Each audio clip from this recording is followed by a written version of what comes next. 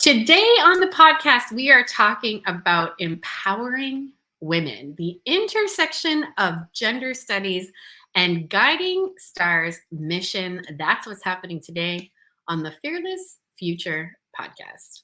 Welcome to the Fearless Future podcast, where your hosts Lisa Canning and Leah Jacobson will explore what the world would look like if women didn't fear pregnancy. Through education, community, and healthcare solutions, Guiding Star Project strives to make this a reality at our physical centers across the United States. Join us. Leah Jacobson, how are you doing today? Oh, I'm good. How are you today, Lisa Canning? I'm frozen. It is officially freezing where I am, and it's no fun, but that's okay. It's a nice shock to the central nervous system when you open the door and go outside. But it's all good. Grateful to be here and grateful to be talking with you, Leah.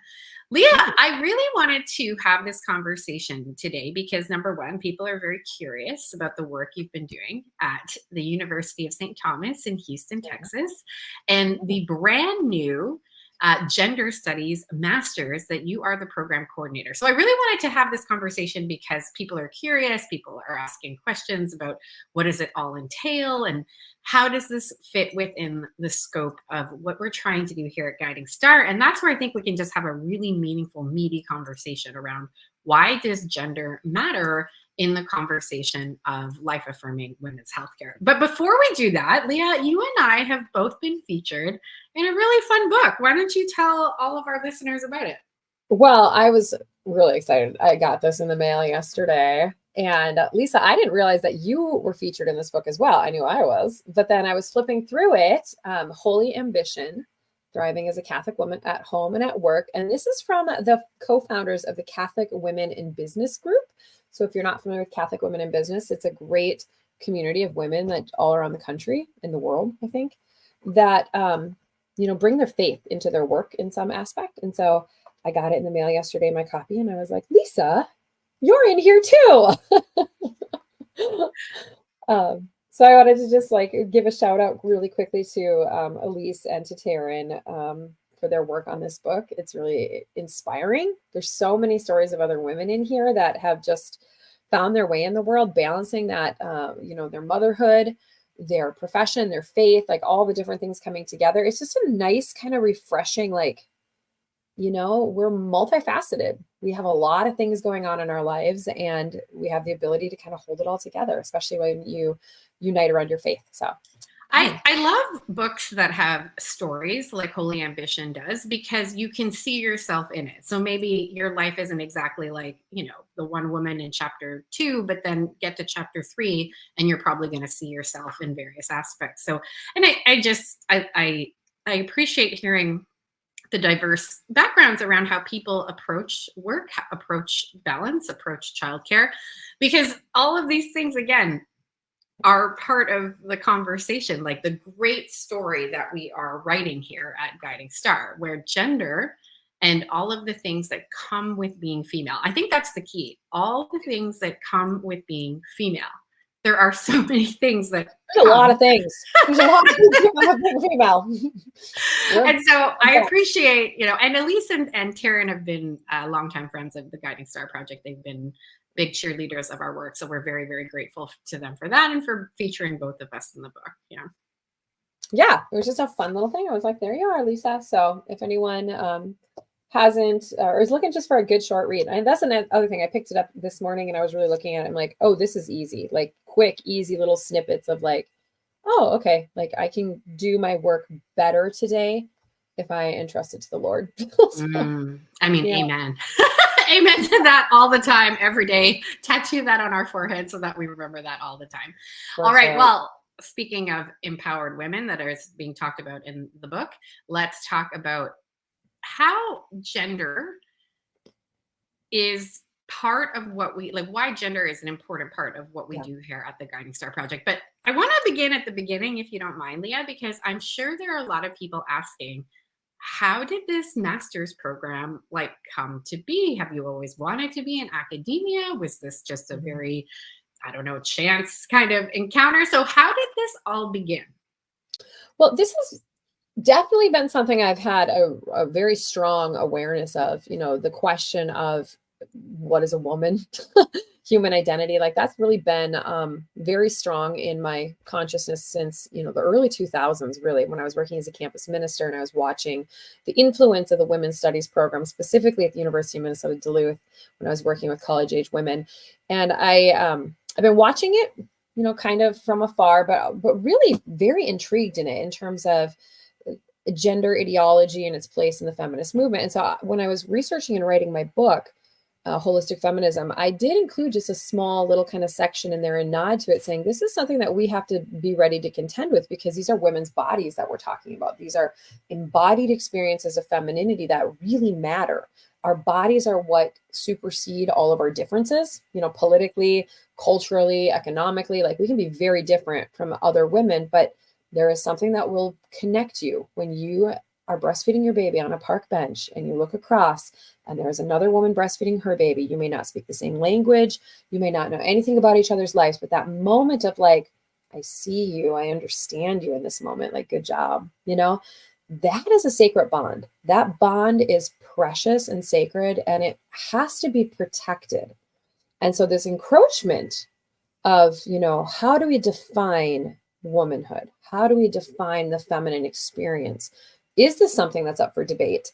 I've had an awareness of that for a really long time, and it's been something that's been concerning, specifically in my profession as a lactation consultant. I've been a board certified lactation consultant for 12 years, and I've been attending the international conferences and been attending lactation events for many years. And I'd been noticing, for about the entire time, roughly 10 years ago, that the tone was shifting, the language was shifting, the rhetoric, the words we use to describe mother, shifting to lactating parent. Now I just saw the other day in a medical journal, it was actually, instead of woman or mother, the term that was used was users of maternal health services. Oh, wow. Yeah, I was like, that's a really wordy, and the fascinating part to me was the inclusion of the word maternal. Users of maternal health services, but there was nothing about maternal mother, which maternity mother. So it was literally users of mother's services, but that doesn't make you a mother. So the language has been very concerning to me for a very long time. I've been picking up on this professionally, socially, academically, all the different places I've been seeing the shifts happening. And so I've had this sort of we got to address this at some point. And I think quietly we've been addressing it through Guiding Star from the very beginning, just by saying your female body is really unique and really special, and it deserves protection and understanding and care. There's nothing to be ashamed of.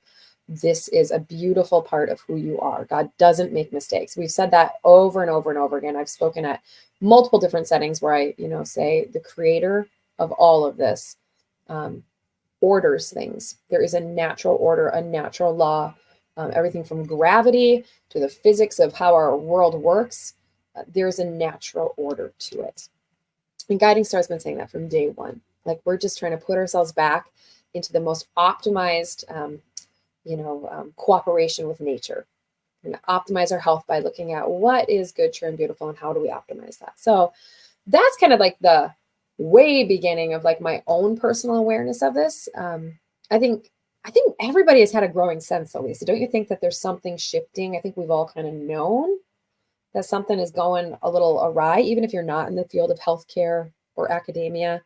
I don't know. Did you see it? I mean, I think especially in recent Olympic Games, in recent sporting events where men are allowed to participate in the female competition, like I think especially those conversations have brought this very much to a broader audience, that what does it literally mean to be a woman? And of course, you outline it very clearly in your book, Holistic Feminism. One would argue science argues it very clearly, and that is the very unique ability to ovulate, to gestate, and to lactate. And to be clear, like, even when those things don't work, because that's the criticism of such like a, kind of snippety, like little soundbite definition. yeah, if you're dealing with infertility, that doesn't mean you're not a woman. Like if you're having trouble breastfeeding, that doesn't mean you're not a woman. Um, but what it does mean is that you have that's a state of disease, that there's something actually wrong with your body. Your body was created to do that. You have the parts for that. You have the systems to, to in a state of health do that. And that's what we want to focus on in women's healthcare is let's correct those systems when they're not working right. Like let's not completely remove them, alter them, throw them out, which is what's happening right now in the current sort of gender movement, gender ideology, this fluidity of there is no truth that the body is speaking. And we would say, no, your body is talking to you. Like your body is revealing deep spiritual truths if you stop and listen and care for it. So you had been observing this as a young woman, as a mother, and then you wrote the book, Holistic Feminism. And then what happened that began this conversation of this master's studies program? Well, yeah, it's kind of funny because you sort of pick your hill that you're willing to die on. And I had decided, roughly, right after Holistic Feminism had come out and I was seeing kind of this, this frenzied sort of like it's coming to a head. And I asked myself, like, is this the hill that I would be willing to die on? And with a lot of self-reflection, I realized, yes, this is. Like, if the opportunity arises for me to speak on this based on my experience, as a lactation professional, as a nonprofit founder, as a campus minister, as a women's health specialist, like, I believe so strongly in this female experience and the protection of the female body that if I get the chance, I'm going to do everything I can to protect it. And then that opportunity came at the least expected place, which is just funny. I was actually at the Petrus conference, which is nothing to do with any of this. It's not a medical conference. It's not even really like a Catholic conference. It's nothing to do with any of it. It's a development and fundraising conference. And I happened to be at this conference, and in the evening, how they always have, the mixer event, and I was down at the bar that night, and I went down to the bar and I ordered a gin and tonic, and the guy next to me had also ordered a gin and tonic. And, you kind of toast to each other and say, well, hello, you have good taste. And it led into a nice conversation. And this turned out to be the vice president of academic affairs at the University of St. Thomas in Houston. And he asked me what I did. And I just shared, I work in the women's healthcare field as a nonprofit founder, and I'm a lactation consultant. And I know, I wrote a book last year about these things, like as the conversation came up. I wasn't trying to pitch myself. I wasn't like looking for anything. And he motions one of his colleagues to come over, and I have a nice conversation with them, and they're just kind of like side eyeing each other the whole time. And I'm like, well, this is awkward. What is going on? And then at the end of the evening, one of them said, we've been talking about this for a couple of years at the University of St. Thomas. We really want to have a gender studies program, one that is, really different from all the other programs out there. Is that something that you would ever, be interested in learning more about? And it was just that moment of like, is this the hill you're willing to die on? Because like professionally, this could be career suicide in many ways. So I was, we both kind of parted that night saying like, let's just pray on it. Let's think about it. Like, we'll see if after the gin and tonic wears off, we'll see if I still am interested in this. And the next day, one of the gentlemen approached me and said, I found your book last night on Audible and on Kindle, and I downloaded it, and I read like, it's an 8-chapter book. It's a pretty fast read. And I think he got through like chapter 7, and he was almost done with it. And he just said, this is different than what we had initially imagined. We were thinking this would be a gender conversation. He's like, but it's clear that your heart for women is what needs to lead this. And so we think that we could build a program, a women's studies program, that includes and encapsulates this idea of gender. And is that something we want to talk about? And so we started conversations, and they, to their credit, were incredibly open to shifting and to allowing this to become something bigger than what they had initially thought. So it's been a dream come true for me, because I've been able to write the entire curriculum for it, been able to write, hire the professors I want to hire, find the instructors. So it's just been a lot of fun. Like, I'm getting to find the experts, the best people in the world to teach these topics are who are teaching in this program. So I'm very proud. Oh, and it's been fun to watch, and we are very proud of you. Tell us a little bit about some of the thoughts in what you included in the program, because you do have, if I'm not mistaken, a healthcare component or some kind of a health focus in there. So tell us about how you thought about the various components to include. Yeah, and that I think was one of those things I kind of had to fight a little bit for, because I don't think there was a clear understanding of healthcare, women's healthcare, being central to the issue of gender confusion and the gender fluidity movement. And it was my kind of pushing and arguing and saying, no, it's when we started to discount the body, when we began to say there are no consequences to shutting down female fertility. It doesn't matter if, we have fertile cycling bodies. Like, that's not really what makes a woman, it's that sort of thinking and normalizing very destructive, very suppressive, very altering practices in healthcare that has led us to this moment now, where it's no big deal if you remove your breasts at age 14. It's a big deal. It's a big, big deal.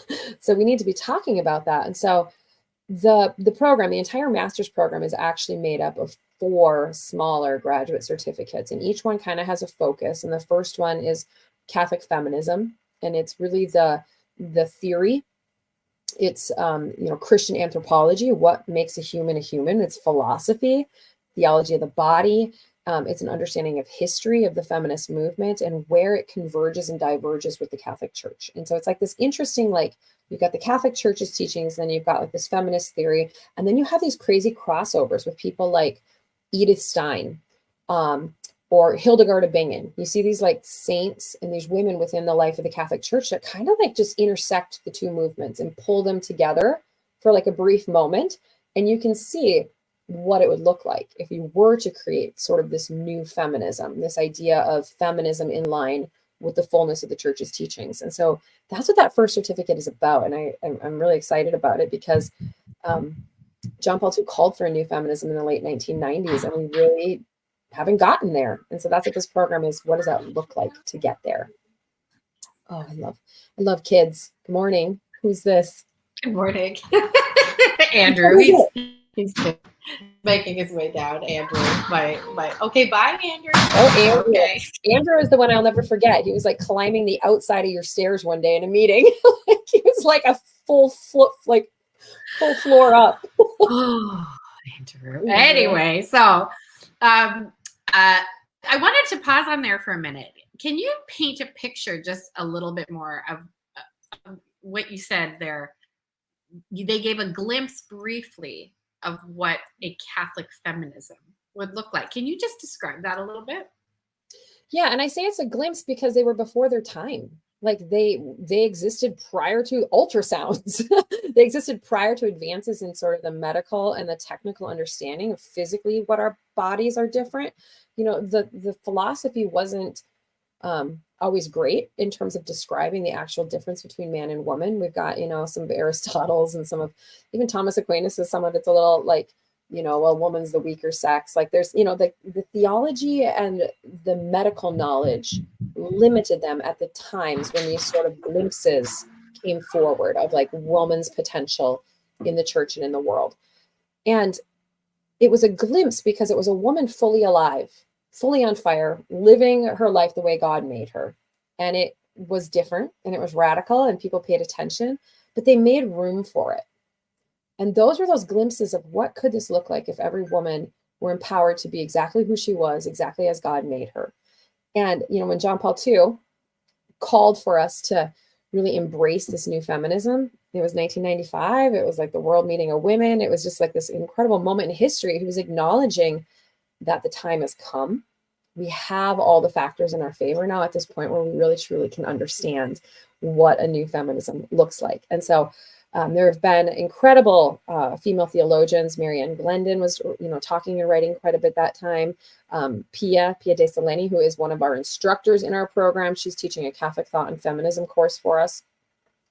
The time has come now where we can finally put that out into practice. So yes, that's what I'm referring to when we talk about like it's time for the new feminism. Our medical practices now align with our understanding of theology of the body, and our understanding of purpose and what we're meant to be as women in the world.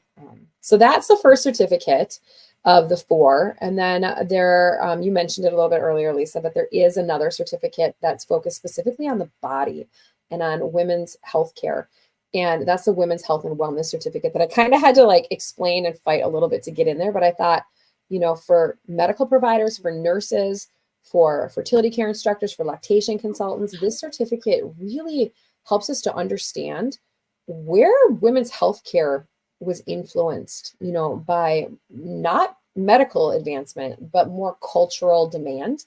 The feminist movement got a lot of power right at the time when we started to understand fertility for the first time, right as ultrasounds were becoming the norm. That was also at the peak kind of the second wave feminist voice. And so it really altered how we used the technology and understanding of the female body. And so there's a class in there specifically about just the history of how standards in healthcare were created for women. And I'm actually teaching that one, and it's kind of fascinating. It's kind of crazy stuff. It kind of blows my mind. Yeah. And then we move on into advances. Yeah, go ahead. I want to pause there just for a moment because I think it's important. What did healthcare look like before the feminist movement? Well, it depends on how far back you want to go. I mean, we can look at like ancient Roman times or pre-Roman times, even like Greek. Women, there was always different levels of understanding of women's bodies that were based a lot upon the theories of, just human anthropology at that time. So we can go through the whole phase of like the humors, the humor theory of like black bile and yellow bile and all the different, things like that. And that kind of messes with our understanding when we do things like menstruate. And, the assumptions were that's black bile and it's your body's natural way of getting rid of it. But then what happens during pregnancy? Well, black bile builds up. So all these weird sort of theories of just even, temperaments in human nature are affecting how they understood healthcare. So clearly there's never been a time in history that I've found in researching and reading that we've really truly understood to the level that we do right now how the female body works. There are still a lot of holes. We still don't know a lot. Like there are so many things that blow my mind that we actually don't know the answer to. Like for instance, we actually don't know what triggers labor. Like that blows my mind. We cannot determine the exact chemical pathway that causes labor to start. And that seems like we should know that, but we don't. We don't actually know it. So we don't actually know how to stop it. But we've come a long way. We understand way more now than we ever have. Prior to the feminist movement, it depends on which part of the world you're in, which culture you're in. But in general, the Victorian era, which preceded really the feminist era really taking hold in our country, there was a lot of shame. There was a lot of, I guess, prudery. I don't know the right word for it. Cover that up. Don't talk about that. A woman who's obviously pregnant needs to be tucked away. There was a lot of like discomfort, I think, with the functions of a female body right prior to the feminist movement. And so it makes sense that we would see a feminism that launches kind of in response to that. It's a pendulum swing. When you go so far one way, it swings really far the other way. And that's what, has happened, through the first wave and then into the second wave of feminism. I'd say, this is prior to feminism, you're kind of over here on the shame side, prudery side. And then it starts to kind of swing back down through first wave feminism. And then when you hit second wave feminism, you're right here. And then, you're in the free love, free sex, like open, bodies everywhere, like topless everything, free the nipple, that becomes sort of the mantra and the movement of the second wave of the feminist movement. So it just swings back and forth, and maybe we're coming back down a little bit right now and maybe swinging a little bit more this way again. There's a lot of, conservatism that's very sort of like the body bad again. And that's a heresy, within the church. That's not true. The body's really good, deserves care and protection.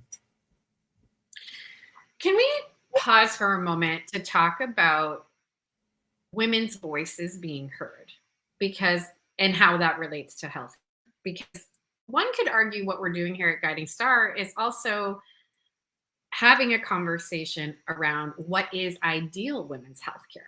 Like, what does that look like? And so I do think there's a piece to kind of pull out here. There was a time when women's women couldn't open a bank account or women couldn't vote. And so when I'm saying their voice matters, I'm using that context. Like there was a time when sort of a woman's, was it that her, what was it back then? Was it that it was that her cognitive or her education was not seen as advanced as her husband? Like, is that what was happening? Well, that's been around for roughly, 1,500 years, where woman was seen truly as the weaker sex. Well, it's funny. I watched that movie on the flight the other day about the first woman to swim the English Channel. And, oh gosh, she was a boss, such a boss. But, they were so concerned that just like, her constitution, like a woman is just naturally so much weaker than a man, that of course she's not gonna be able to do it. We need to send doctors alongside her. Like, so when women first started doing competitive racing and swimming, and like they would have doctors all lined up because they thought they would die. Like they thought their hearts would explode, like that we couldn't match the sort of physical prowess of men.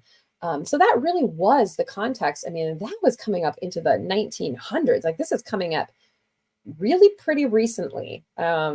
This is within our mothers' lifetimes that this sort of thought, little girls were really raised with that, and there is an acknowledgement that men are built different. They're different, but that we're very capable.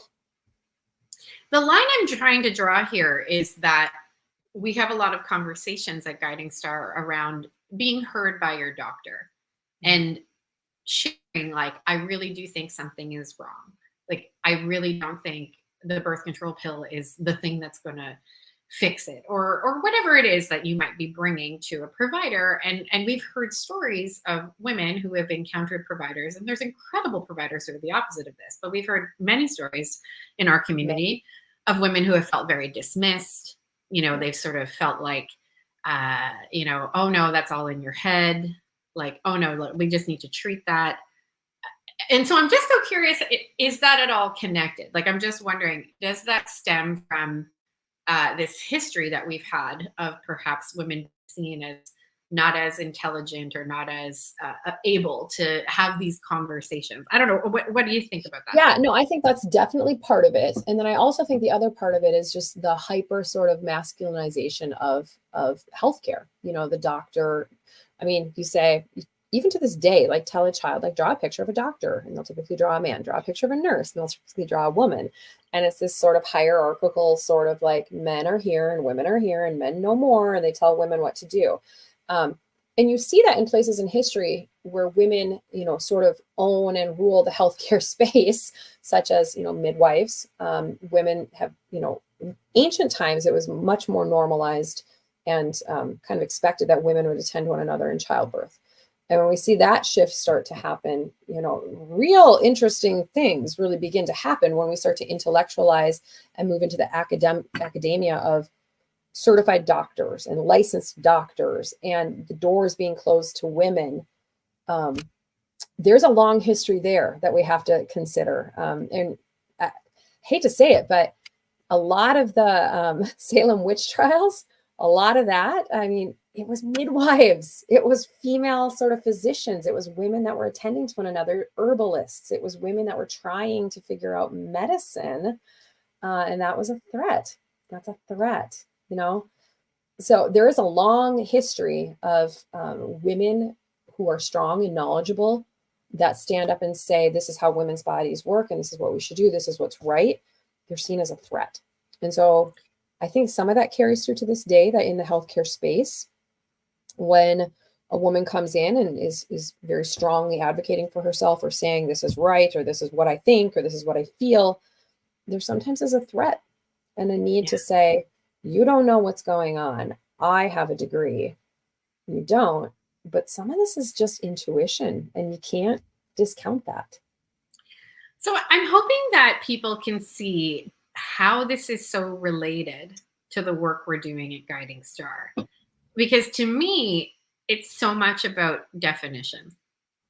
And it's so much more than definition, but we must be able to define as a culture, as a society, and I would argue agree on that definition. Like, wouldn't you think that's a reasonable thing to do? Like, we need to agree on the definition of what is a woman. what are those functions that make her uniquely female?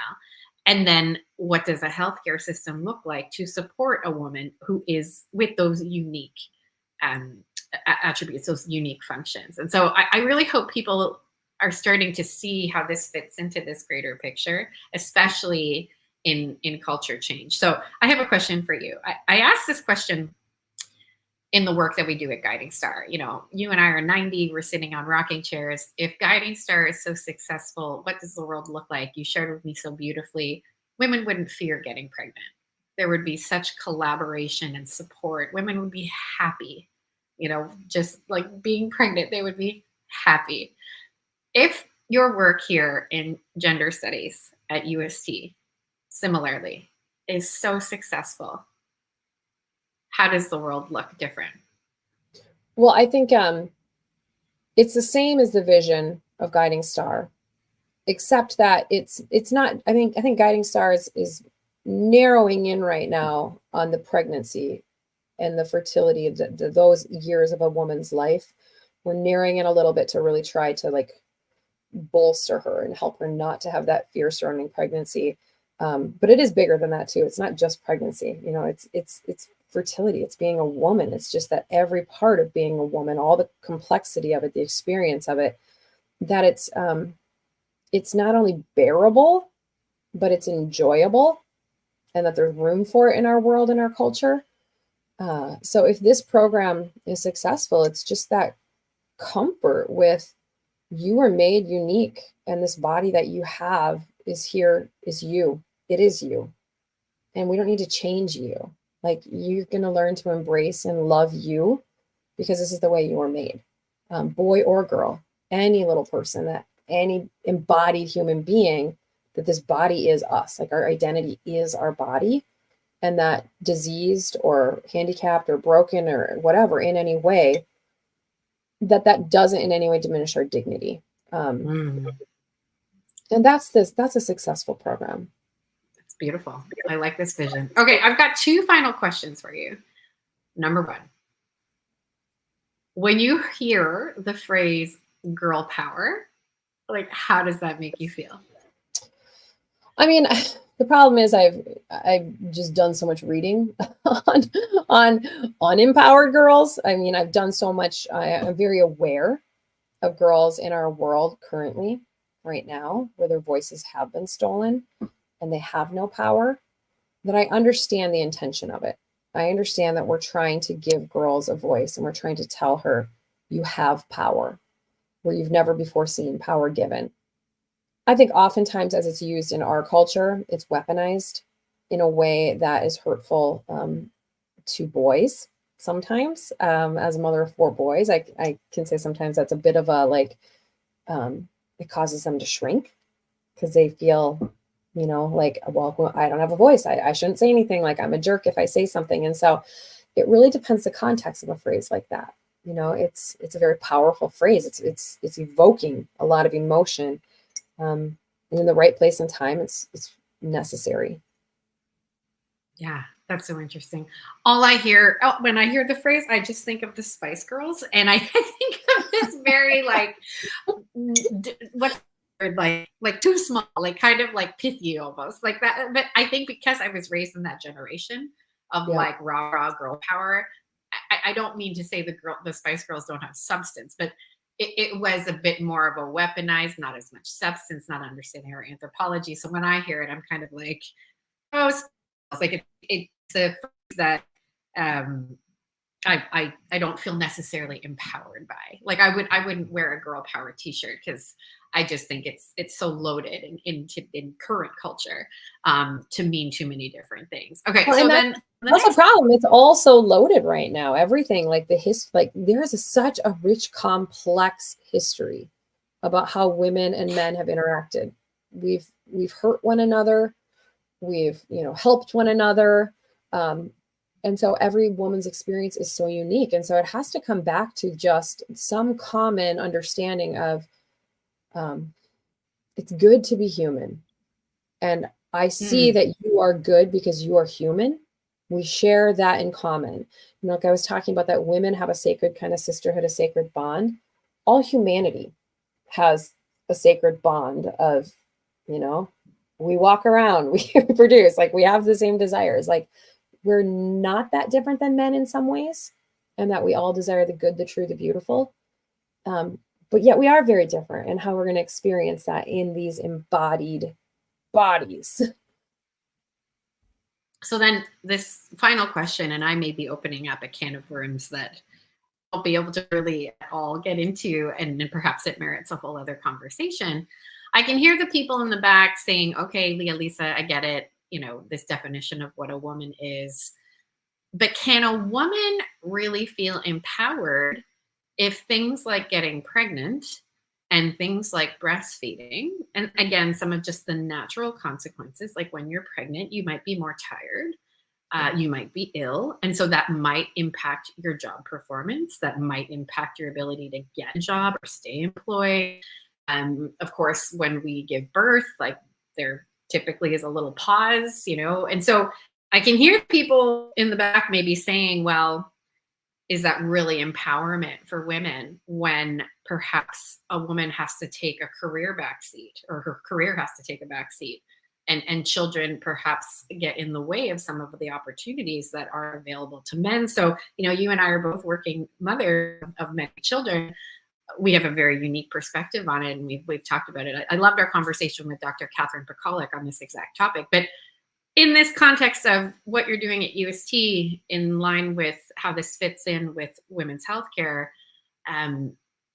share your reactions or share your thoughts on the natural consequences that come, and still feeling empowered, still loving the female experience. Well, we didn't get to it, but the third certificate, the final certificate of the master's degree, is actually gender and family policy. It's an entire certificate, 4 courses on how policy shapes outcomes, how policy creates either flourishing or depression or anxiety, you know, all these different policies around the world and how they affect our well-being. And we can look at other countries around the world and we can say, this is how they're approaching, you know, maternal health care. This is how they're approaching childcare. This is how they're approaching tax refunds for children, and how you incentivize marriage. And you can look at all these different things and say, what are the empirical outcomes and values of this? And so I don't know for sure that we have all the right answers of like, what is the perfect formula to help women feel really great about themselves? I think that our faith gives us some really great guidelines. And in general, all the world religions sort of agree upon a few kind of basic ideas, that there is a creator that is ordered, and that we tend to do best in monogamous lifelong relationships with a partner to help us rear our children, that our children, you know, do best when they have their parents present around them, when there's enough food, when there's enough housing and enough clothing. And like, there's certain principles that show humanity is happiest and does best with these things in place. And when you put them out of order, we don't do well. You know, if you are a fatherless country, you don't tend to see as much flourishing economically, spiritually, emotionally, physically. All things suffer. And so we can measure these things through policy and look at the outcomes of different laws and policies. And I think that's what we're saying at Guiding Star, is we're pretty certain, based upon our experience, you know, as women, as wives, as mothers, that there are a few winning formulas that we really want to impart on our patients and our people in our centers. And, you know, one of the basic principles I think that we hold to is that women are smart and our girls deserve knowledge. And the more knowledge and information we give them, they're going to make decisions that protect their own integrity and help them to do better. So things like Cycle Show, like that's our worldview. That's our policy that we think improves outcomes. So that's what we're doing at Guiding Star. You know, our policies, you're free to make any decision you want, but we're going to help you to see that, you know, it might be helpful if the father of your baby is present through your pregnancy and delivery, if the relationship is good. If the relationship's not good, it might be helpful that you not continue this relationship. You know, like, these are the sort of human life flourishing questions that we need to address and put into our policies of how we care for people. That is a t-shirt that I would buy and wear. Women are smart. Women are smart. That's the next t-shirt. Leah, we are very grateful for all of the work that you've done, and your culmination. Like it's this, your life's work is getting made corporeal in so many different ways that I think is very, very unique. And I really want you to hear me say that. Like, you are a uniquely smart and capable woman, and you have made a lot of things happen. And it's just, again, it's an amazing thing to kind of cheer you on, from the side and watch as other people react to the work that you've created. So just, we are very proud of you. We love what you're doing. And thank you very much for all of the work you're doing to support women. Thank you. It's fun to talk about it and share about it. So it all feels really good and integrated. It all fits. Everybody, thank you so much for tuning in to the Fearless Future podcast. We want to hear from you. What do you want us to talk about? If this conversation, spurred some questions and ideas, like, please let us know. Send us a DM on Instagram at Guiding Star Project.